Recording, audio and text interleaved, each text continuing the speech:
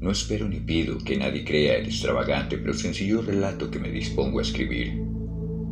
Loco estaría, de veras, si lo esperase, cuando mis sentidos rechazan su propia evidencia. Sin embargo, no estoy loco y ciertamente no sueño, pero mañana moriré. Y hoy quiero aliviar mi alma. Mi propósito inmediato es presentar al mundo clara y súcitamente y sin comentarios una serie de episodios domésticos. Las consecuencias de estos episodios me han aterrorizado, me han torturado, me han destruido. Sin embargo, no trataré de interpretarlos. Para mí han significado poco, salvo el horror. A muchos les parecerá más barrocos que terribles. En el futuro tal vez aparezca alguien cuya inteligencia reduzca mis fantasmas a lugares comunes. Una inteligencia más tranquila, más lógica y mucho menos excitante que la mía, capaz de ver en las circunstancias que detalló con temor solo una sucesión ordinaria de causas y efectos muy naturales. Desde la infancia me distinguía por la docilidad y humanidad de mi carácter. La ternura de mi corazón era incluso tan evidente que me convertía en objeto de burla para mis compañeros. Sobre todo, sentía un gran afecto por los animales, y mis padres me permitían tener una gran variedad. Pasaba la mayor parte de mi tiempo con ellos y nunca me sentí tan feliz como cuando les daba de comer y los acariciaba. Este rasgo de mi carácter crecía conmigo y cuando ya era hombre me proporcionaban una de mis principales fuentes de placer. Aquellos que han sentido afecto por un perro fiel y sagaz no necesitan que me moleste en explicarles la naturaleza ni la intensidad de la satisfacción así recibida. Hay algo en el generoso y abnegado amor de un animal que llega directamente al corazón de aquel que con frecuencia ha probado la mezquina amistad y frágil fidelidad del hombre. Me casé joven y tuve la alegría de descubrir que mi mujer tenía un carácter compatible con el mío. Al observar mi preferencia por los animales domésticos, ella no perdía oportunidad de conseguirlos más agradables. De entre ellos teníamos pájaros, peces de colores, un hermoso perro, conejos, un mono pequeño y un gato. El gato. Este último era un hermoso animal, notablemente grande, completamente negro y de una sagacidad asombrosa. Al referirse a su inteligencia, mi mujer, que en el fondo era un poco supersticiosa, aludía con frecuencia a la antigua creencia popular de que todos los gatos negros eran brujas metamorfoseadas. No quiero decir que lo creyera en serio. Solo menciono esto porque lo he recordado por casualidad. Plutón era el nombre del gato. Era mi predilecto y mi gran amigo. Solo yo le daba de comer y él me acompañaba en casa por todas partes. Incluso me resultaba difícil impedir que me siguiera por las calles. Nuestra amistad duró así varios años, en el transcurso de los cuales mi temperamento y mi carácter por medio del alcohol había empeorado radicalmente. Día a día me fui volviendo más irritable, malhumorado e indiferente hacia los sentimientos ajenos. Me permitía usar palabras duras con mi mujer, hasta que un día incluso llegué a infligirle violencias personales. Mis animales, por supuesto, sintieron también el cambio de mi carácter. No solo los descuidaba, sino que llegué a hacerles daño. Hacia Plutón, sin embargo, aún sentía el suficiente respeto como para abstenerme de maltratarlo, como hacía sin escrúpulos con el conejo, el mono y hasta el perro, cuando por accidente o por afecto se cruzaban en mi camino. Pero mi enfermedad empeoraba, pues ¿Qué enfermedad es comparable al alcohol? Y al fin incluso Plutón, que entonces envejecía y en consecuencia se ponía irritable, empezó a sufrir los efectos de mi mal humor.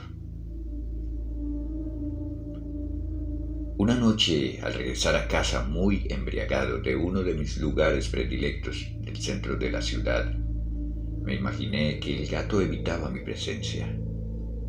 Lo agarré y, asustado por mi violencia, me mordió levemente en la mano. Al instante se apoderó de mí la furia del demonio. Ya no me reconocía a mí mismo. Mi alma original pareció volar de pronto de mi cuerpo y una malevolencia más que diabólica, alimentada por la ginebra, estremeció cada fibra de mi ser.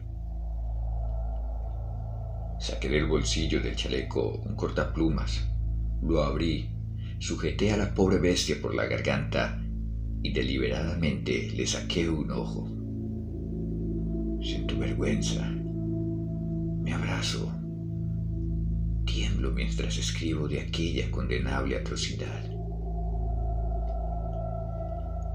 Cuando con la mañana mi corazón retornó, cuando con el sueño se habían pasado los vapores de la orgía nocturna, experimenté un sentimiento de horror mezclado con remordimiento ante el crimen del que era culpable. Pero solo era un sentimiento débil y equívoco, y no llegó a tocar mi alma. Otra vez me hundí en los excesos y pronto ahogué en vino todo recuerdo del acto. Entretanto el gato mejoraba lentamente. La cuenca del ojo perdido tenía, sin duda, un aspecto horrible, pero el animal no parecía sufrir ya. Se paseaba como de costumbre por la casa, pero, como era de esperar, huía presa del pánico cuando me acercaba a él. Aunque quedaban en mí al principio gran parte de mis antiguos sentimientos como para sentirme agraviado por la evidente antipatía de un animal que alguna vez me había querido tanto. Pero ese sentimiento pronto se dio paso a la irritación, y entonces se presentó como para mi derrota final e irrevocable el espíritu de la perversidad. La filosofía no tiene en cuenta este espíritu. Sin embargo, estoy tan seguro de que mi alma existe como de que la perversidad es uno de los impulsos primitivos del corazón humano, una de las facultades o sentimientos primarios indivisibles que dirigen el carácter del hombre, quien no se ha encontrado 100 veces cometiendo una acción malvada o tonta por la simple razón de que sabe que no debería cometerla. No tenemos una tendencia permanente en contra de nuestro buen sentido a transferir lo que constituye la ley, simplemente por el hecho de serla. Este espíritu de la perversidad, como he dicho, causó mi derrota final. Era aquel insondable anhelo que tenía el alma de acosarse, de violentar su propia naturaleza, de hacer el mal por el mal mismo, lo que me empujó a continuar y finalmente a consumar el agravio que había infligido al inocente animal. Una mañana, a sangre fría, le pasé un lazo por el pescuezo y lo ahorqué en la rama de un árbol. Lo ahorqué mientras las lágrimas me rodaban de mis ojos y el más amargo remordimiento me apretaba el corazón. Lo ahorqué porque sabía que me quería y porque creía que no me había dado motivos para sentirme ofendido. Lo ahorqué porque sabía que al hacerlo cometía un pecado mortal que podría en tal peligro mi alma, que la llevaría sin ello fuera posible más allá del alcance de la misericordia de Dios. La noche del día en que cometí ese acto cruel, me despertaron gritos de fuego. Las cortinas de mi cama estaban en llamas, la casa entera ardía. Con gran dificultad pudimos escapar del incendio mi mujer y yo. Todo quedó destruido. Mis bienes terrenales se perdieron y desde entonces me resigné a la desesperación. Estoy por encima de la debilidad de intentar establecer una relación de causa y efecto entre el desastre y la atrocidad que cometí. Me limito a detallar una cadena de hechos y no quiero dejar ningún posible eslabón suelto. Al día siguiente del incendio, visité las ruinas. Todas las paredes, salvo una, se habían desplomado. La que quedaba en pie era un tabique de poco espesor, situado en el centro de la cama, contra la cual se apoyaba la cabecera de mi cama. El yeso del tabique había resistido en gran medida la acción del fuego, cosa que atribuí a su reciente aplicación. Una apretada muchedumbre se había reunido alrededor de esa pared y varias personas parecían examinar parte de la misma, atenta y minuciosamente. Las palabras extraño, raro y otras expresiones semejantes despertaron mi curiosidad. Me acerqué al lugar y vi cómo grabada en bajo relieve sobre la blanca superficie la figura de un gigantesco gato. La imagen mostraba una precisión verdaderamente maravillosa. Había una cuenca alrededor del pescuezo del animal. Al mirar por primera vez esta aparición, porque apenas podía considerarla otra cosa, mi asombro y mi terror eran extremos, pero al fin la reflexión vino en mi ayuda. El gato, como recordé, había quedado ahorcado en el jardín, cerca de la casa. Cuando sonó la alarma del incendio, este jardín fue invadido inmediatamente por la muchedumbre y alguien debía de haber cortado la cuerda y tirado el animal en mi habitación por la ventana abierta. Seguramente lo habían hecho con la intención de despertarme. La caída de las otras paredes había empotrado a la víctima de mi crueldad en la masa de yeso recién aplicada, cuya cal, junto con las llamas y el amoníaco desprendido del cadáver, habían producido entonces la imagen tal y como yo la vi, aunque así fácilmente estas explicaciones calmaron mi corazón, sino enteramente mi conciencia sobre el asombroso hecho que acabo de describir. Lo ocurrido no dejó de impresionar profundamente mi imaginación. Durante meses no pude liberarme del fantasma del gato, y en todo este periodo mi espíritu experimentó un vago sentimiento que recordaba, sin serlo, el remordimiento. Llegué incluso a lamentar la pérdida del gato y a buscar en los evidenciados lugares que habitualmente frecuentaba otro animal de la misma especie y de una apariencia semejante que pudiera ocupar su lugar. Una noche, mientras estaba sentado medio borracho en una de mis tabernas, de pronto me llamó la atención un objeto negro que yacía sobre la tapa de uno de los enormes tóneles de ginebra que constituía el principal mobiliario del lugar. Durante algunos minutos yo había estado mirando fijamente la parte superior de este tonel, y lo que me sorprendió entonces fue el hecho de no haber visto antes el objeto que se hallaba encima. Me acerqué a él y lo toqué con la mano. Era un gato negro, un gato muy grande, tan grande como Plutón, y con un gran parecido a él en todos los aspectos, salvo en uno. Plutón no tenía ni un pelo blanco en el cuerpo, pero este gato mostraba una mancha blanca grande, aunque indefinida, que le cubría casi todo el pecho. Cuando lo toqué se levantó enseguida, empezó a ronronear con fuerza, se restregó contra mi mano y pareció encantado de mis atenciones. Este era el animal que andaba buscando. Inmediatamente propuse comprárselo al tabernero, pero esta persona me dijo que no era el dueño, que no sabía nada del gato y que nunca antes lo había visto. Seguí acariciando el gato y cuando me levanté para marcharme a casa, el animal se mostró dispuesto a acompañarme. Le permití que lo hiciera y a ratos me inclinaba y lo acariciaba mientras venía a mi lado. Cuando estuvo en casa se acostumbró de inmediato y pronto llegó a ser el gran favorito de mi mujer.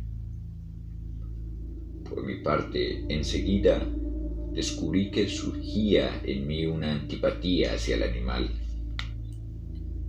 Era exactamente lo contrario de lo que yo había esperado, pero sin que sepa cómo ni por qué ocurría, su evidente afecto por mí me disgustaba y me irritaba. Lentamente, tales sentimientos de disgusto y molestia se transformaron en la amargura del odio. Evitaba encontrarme con el animal. Una cierta vergüenza y el recuerdo de mi acto de crueldad me prohibían abusar de ese gato físicamente.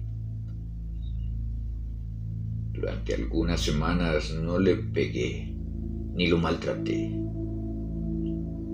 pero gradualmente, muy gradualmente, llegué a sentir una inexpresable repugnancia por él y a huir en silencio de su odiosa presencia, como si escapara de la emanación de la peste. Lo que sin duda aumentaba mi odio hacia el animal fue el descubrimiento a la mañana siguiente de haberlo traído a casa, de que aquel gato, igual que Plutón, había perdido uno de sus ojos.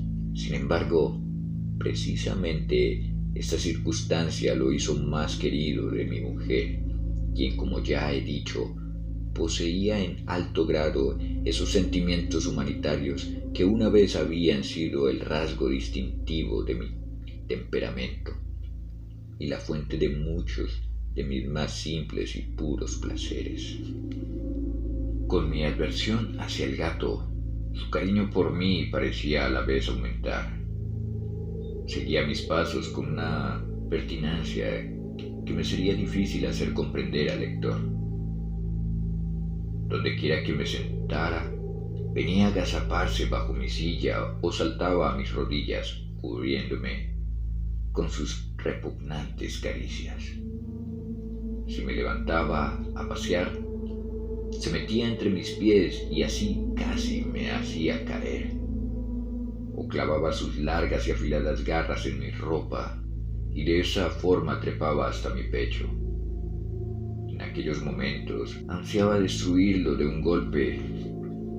Me sentía, no obstante, refrenado, en parte por la memoria de mi crimen anterior, pero principalmente, déjenme confesarlo ya, por un terrible temor al animal. No era exactamente aquel temor miedo a un mal físico, o sin embargo no sabría cómo definirlo de otro modo. Me siento casi avergonzado de admitir, si incluso ahora desde esta celda para criminales, casi me siento avergonzado de admitir que el terror y el horror que aquel animal me causaban habían sido alimentados por una de las más insignificantes quimeras que fuera posible concebir. Más de una vez, mi mujer me había llamado la atención sobre el aspecto de la mancha del pelo blanco, de la cual ya he hablado, y que constituía la única diferencia visible entre esa extraña bestia y la que yo había matado. Aunque era grande, había sido al principio muy indefinida, pero gradualmente, casi imperceptiblemente, de forma que mi razón luchó durante largo tiempo para rechazar ese cambio como imaginario. La mancha fue adquiriendo una rigurosa nitidez en sus contornos. Era ya la imagen de un objeto que tiemblo al nombrar, y por ello sobre todo odiaba, temía y me habría librado del monstruoso, si me hubiese atrevido a hacerlo. Era, digo, la imagen de una cosa atroz, horrible, la imagen del patíbulo. Oh, fúnebre y terrible máquina de horror y del crimen, de la agonía y de la muerte. Y entonces sentía de veras sobre mí una desgracia mayor que la simple desgracia humana. Y pensar que una bestia cuyo semejante yo había destruido desdeñosamente, una bestia podía obrar sobre mí, un hombre creado imagen y semejanza de Dios. Tanta insufrible miseria. Ni de día ni de noche conocía ya la bendición del descanso. De día el animal no me dejaba en paz ni un momento, y de noche despertaba yo sobresaltado por sueños de indescriptible terror, para sentir el ardiente aliento de aquella cosa en mi cara y su enorme peso. Encarnada pesadilla que no tenía yo el poder de quitarme de encima, descansando eternamente sobre mi corazón. Bajo la opresión de tormentos como estos, sucumbió en mí el débil vestigio del bien. Ya mis únicos acompañantes íntimos eran pensamientos malvados, los más oscuros y los más malignos pensamientos. El mal humor de mi disposición habitual creció hasta convertirse en odio a todas las cosas y a toda la humanidad. Y mi mujer, que de nada se quejaba, era la más habitual y más paciente víctima de las repentinas, frecuentes e incontrolables explosiones de furia a que me abandonaba entonces ciegamente. Un día ella me acompañó cuando iba a un quehacer doméstico al sótano de la vieja casa donde nuestra pobreza nos obligaba a vivir. El gato me siguió mientras bajaba la empinada escalera y casi me hizo caer cabeza abajo, lo cual me alteró hasta la locura. Alzando un hacha y olvidando en mi rabia el temor infantil que hasta entonces había detenido mi mano, lancé un golpe que hubiera causado la muerte instantánea del animal de haber caído como deseaba. Pero la mano de mi mujer detuvo el golpe, provocando por su intervención. Estalló en mí una rabia más que demoníaca. Logré soltar mi brazo de su mano y le hundí el hacha en la cabeza. Cayó muerta a mis pies, sin un quejido. Consumando el horrible asesinato, me dediqué deliberadamente a la tarea de ocultar el cuerpo. Sabía que no podía sacarlo de casa ni de día ni de noche, sin correr el riesgo de que los vecinos me vieran. Se me ocurrieron varias ideas. Por un momento pensé cortar el cadáver en pequeños trozos y destruirlos con el fuego. En otro momento decidí cavar una tumba en el suelo del sótano. Luego consideré si debía arrojarlo al pozo del jardín o meterlo en una caja como si fueran mercancías y con los trámites normales llamar a un mozo de cuerda para que lo retirase de la casa. Por fin encontré lo que me pareció un recurso mucho mejor que cualquiera de estos. Decidí emparedar el cadáver en el sótano, tal como se cuenta que los monjes de la Edad Media hacían con sus víctimas. Para un propósito semejante, el sótano era idóneo. Las paredes no habían sido sólidamente construidas y se les había aplicado una capa de yeso vasto, que la humedad del ambiente no habían dejado endurecer. Además, en una de las paredes había un saliente motivado por una falsa chimenea, que se había rellenado de forma que se pareciera al resto del sótano. No tenía dudas de que fácilmente podía quitar los ladrillos de esa parte, introducir el cadáver y taparlo todo como antes, de manera que ninguna mirada pudiera descubrir nada sospechoso. Y mis cálculos no me desilusionaron. Con una palanca saqué fácilmente los ladrillos y después de colocar con cuidado el cuerpo contra la pared interior, lo apuntalé en esa posición y casi sin dificultad volví a colocar los ladrillos en la forma original. Después de procurarme cal y arena, preparé con la mayor precaución posible una argamasa que no se podía distinguir de la antigua y revoqué cuidadosamente de nuevo el enladrillado. Cuando acabé me sentí satisfecho de que todo hubiera quedado bien. La pared no mostraba la menor señal de haber sido alterada. Recogí del suelo los segmentos con el más minucioso de los cuidados. Triunfante miré alrededor y me dije: aquí por lo menos no he trabajado en vano. Mi paso siguiente consistió en buscar a la bestia que había sido la causante de tanta desdicha, porque al fin me sentí firmemente resuelto a matarla. Si hubiera podido encontrar el gato en ese momento, su destino habría quedado para siempre sellado. Pero por lo visto el astuto animal, alarmado por la violencia de mi anterior acceso de cólera, se negaba a presentarse mientras yo siguiera de mal humor. Es imposible describir ni imaginar el profundo y dichoso sentimiento de alivio que la ausencia del odiado animal trajo a mi pecho.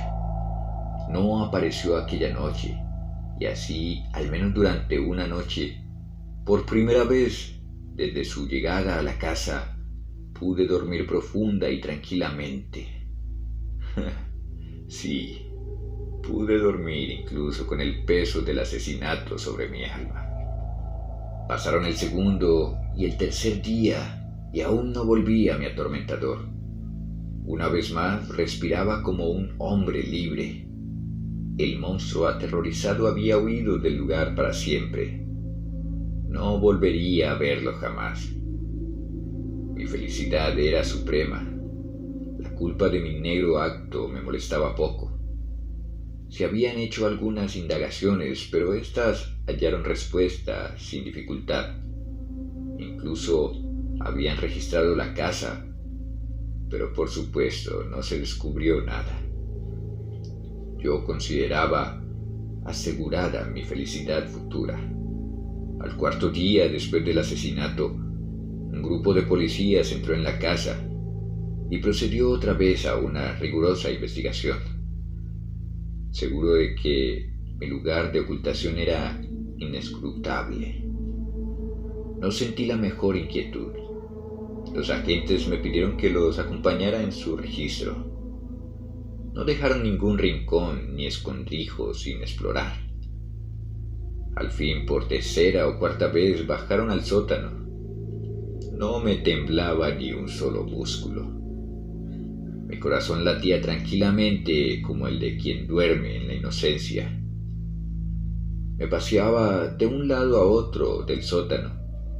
Crucé los brazos sobre el pecho y me puse a dar vueltas despreocupadamente.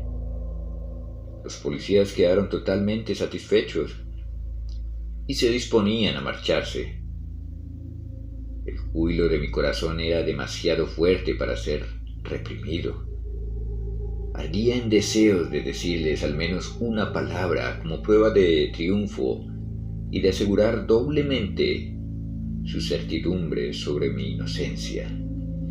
«Caballeros», dije por fin cuando el grupo subía la escalera,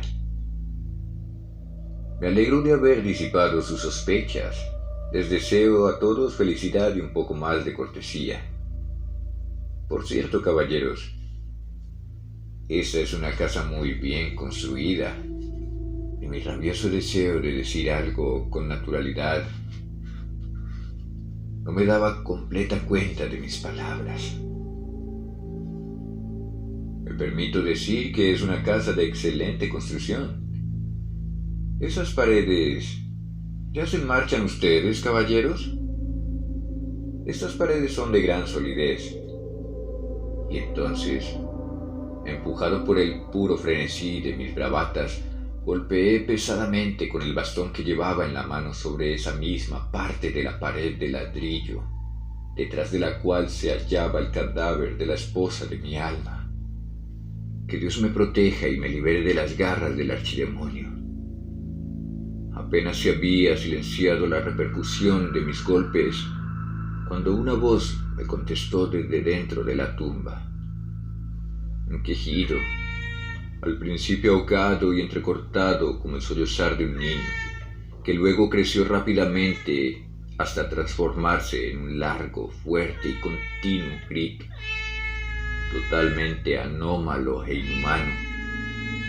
Un aullido con quejumbrosos alaridos, mezcla de horror y triunfo, como solo pudiera surgir en el infierno, de la garganta de los condenados en su agonía y de los demonios gozosos en la condenación.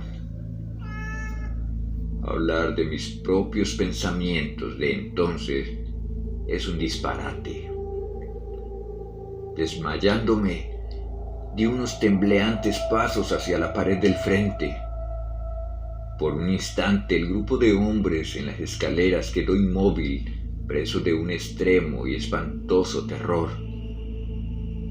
Al momento, una docena de fuertes brazos se afanaban en la pared. Cayó de una pieza el cadáver, ya muy corrompido y cubierto de sangre coagulada. Apareció erguido ante los ojos de los espectadores. Sobre su cabeza, con la roja boca abierta y el solitario ojo como de fuego, estaba agazapada la horrible bestia, cuya astucia me habían inducido al asesinato y cuya voz delatora me entregaba ahora al verdugo. Había emparedado al monstruo en la tumba